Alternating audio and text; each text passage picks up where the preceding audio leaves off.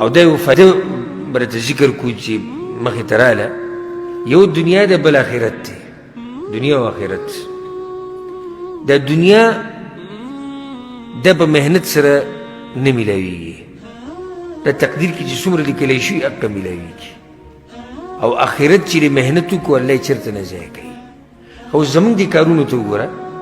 موږ هغه څه چې په تقدیر کې لیکلی شوي دي د هغې دپاره هم شپه ورځ یو کړې ده شپه ورځ هم یو کړې ده چې نه هر څه چې دي خو د دنیا به صرف کوو او هغه آخرت هم شاته پرېښودی دی چې د هغې دپاره څه عمل هم وکړي او د شریعت په تله برابري الله یې نه ضایع کوي یو سړی به چې دا خبره تا څنګه وکړه ما دا خبره د خپلې خېټې نه ده کړې ګورې په دې ته زه دلیل خو شم د قرآن نه په سورت بني اسرائیل کې الله څه وایي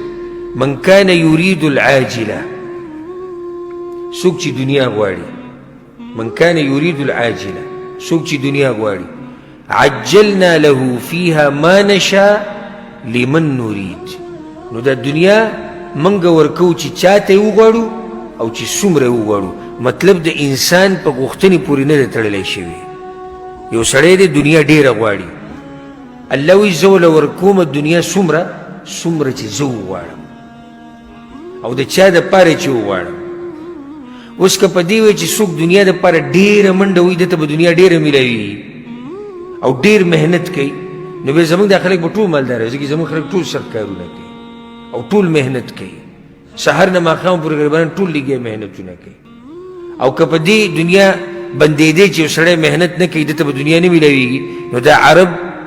خصوصا دا خلیج ملکونه والا دا به د لوږې نه مړه ټول ځکه چې دوی اړه قیم نه الله ولا بیا هم رزق ښه ډېر ورکوي من کان یرید العاجله څوک چې دنیا غواړي عجلنا له فیها ما نشاء لمن نرید الله وایي منډه که دې ډېره مو وایي خو زه دنیا هغه چا له ورکوم چې چا دپاره وغواړم او چې څومره یې وغواړم دا خو دنیا شو ومن اراد الاخره او څوک چې آخرت وغواړي ګوره آخرت کې دا نشتي چې الله وایي چې زه چا له ورکوم ورکم آخرت نه ومن اراد الاخره څوک چې آخرت غواړي صرف غوښتنې دي وسعى لها سعیها او محنت وکړي د آخرت دپاره وهو مؤمن او دې موحدي عقیدې د توحیدي